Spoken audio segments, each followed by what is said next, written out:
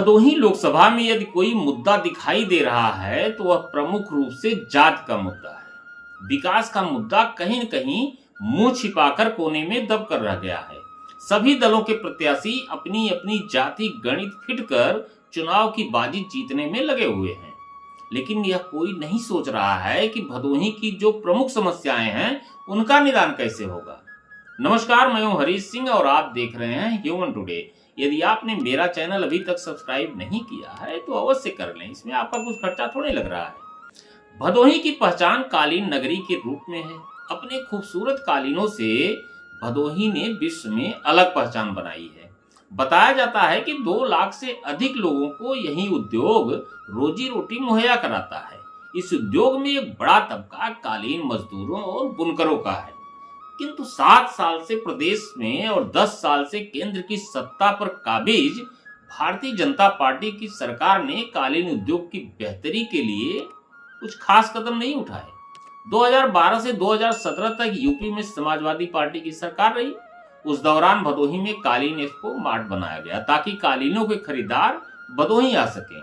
भदोही में स्वास्थ्य सुविधा के लिए महाराजा बलवंत सिंह राजकीय चिकित्सालय है, जहां पर इलाज कराने के लिए काफी संख्या में मरीजों की भीड़ रोजाना जमा होती है। सपा सरकार के दौरान एमबीएस अस्पताल में नई बिल्डिंग बनाई गई है, करोड़ों रुपए खर्च कर दिए गए, किंतु आज भी मरीजों का इलाज उसी पुरानी बिल्डिंग में होता है, जिसमें चिकित्सकों को बैठने के लिए जगह तक मुहैया नहीं है। छोटे छोटे कमरे बने हुए हैं। अस्पताल में चिकित्सकों की तैनाती भरपूर है, चिकित्सकों की कमी नहीं है, लेकिन उनको बैठने के लिए जगह नहीं है। एक ही कमरे में 2 से 3 चिकित्सक विभिन्न रोगों के विशेषज्ञ बैठकर मरीजों को देखते हैं। भाजपा सरकार आने के बाद नई बिल्डिंग में चिकित्सकों को बैठने की सुविधा दी गई होती तो आज मरीजों की यह दुर्दशा नहीं होती। जिले के दक्षिणी क्षेत्र में बड़े शिव मंदिर और सीतामढ़ी में कम से कम ऐसी सुविधा तो है कि लोग अपने परिवार के साथ जाकर बच्चों के साथ कुछ समय बिता सकें, किंतु भदोही नगर में वरुणा और मोरवा नदी के किनारे काफी खाली जगह पड़ी हुई है। इसके बावजूद भी भदोही में कोई पार्क नहीं है। किसी ने पार्क बनाने की पहल नहीं की, जहां पर जाकर लोग अपने परिवार के साथ, अपने बच्चों के साथ कुछ समय बिताएं। भदोही में छोटे छोटे बच्चे घरों में ही कैद रहते हैं क्योंकि उन्हें खेलने के लिए कोई जगह नहीं है।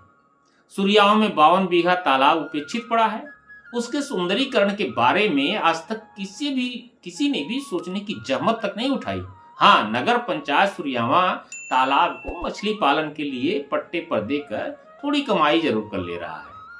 जिले के दक्षिणी तरफ डीख कुनिया क्षेत्र के लोग कई वर्षों से गंगा पर पुल की मांग करते चले आ रहे हैं। यदि पुल बना दिया जाए तो उस क्षेत्र के लोग चंद मिनट में ही भदोही से मिर्जापुर जा सकते हैं, लेकिन अभी उन्हें कम से कम 50 से 60 किलोमीटर की अधिक दूरी तय करनी पड़ती है। इसी बात को लेकर चुनाव प्रचार करने गए ज्ञानपुर विधायक जिला अध्यक्ष दीपक मिश्रा, भाजपा प्रत्याशी डॉक्टर विनोद बिंद को विरोध का सामना करना पड़ा। लोगों ने पुल नहीं तो वोट नहीं का नारा उनके सामने लगाया। जिले में ऐसी तमाम समस्याएं हैं जिन पर लोगों को ध्यान आकर्षित करने की जरूरत है, लेकिन हुआ क्या? आज तक किसी भी जनप्रतिनिधि ने क्षेत्र की समस्याओं को मुद्दा नहीं बनाया। अपनी पार्टियों के घोषणा पत्र पर चुनाव लड़ने आए लोग जातिगत समीकरण का गुणा गणित करते हैं। वे जिले या लोकसभा के लिए अपना घोषणा पत्र नहीं बनाते। उनके पास कोई विजन नहीं है। यदि वे चुनाव जीते तो लोकसभा के लिए क्या करेंगे? सच तो यह है कि जो चुनाव लड़ रहे हैं उन्हें अपने लोकसभा की भौगोलिक स्थिति की जानकारी तक नहीं है। यदि स्थानीय नेता साथ न दें तो वे अकेले किसी गांव में प्रचार के लिए जा तक नहीं सकते। वैसे अब आवश्यकता यह है कि लोकसभा की जनता जागरूक बने, प्रत्याशी की पार्टी या जात को दरकिनार करके अपनी समस्याओं के बारे में सोचे। जब कोई प्रत्याशी वोट मांगने आए तो उसका स्वागत करने के बजाय यह सवाल करे कि उनका विजन क्या है, विकास के लिए उनकी सोच क्या है। भले ही हम विकास न होने का रोना रोते रहते हैं, किंतु चुनाव आते ही खुद जाति और पार्टी की गुलामी से उबर ही नहीं पाते हैं। जब तक हम खुद अपनी भदोही के बारे में नहीं सोचेंगे, खुद जागरूक नहीं होंगे, तब तक भदोही के विकास की कल्पना करना भी बेमानी होगी। धन्यवाद, नमस्कार।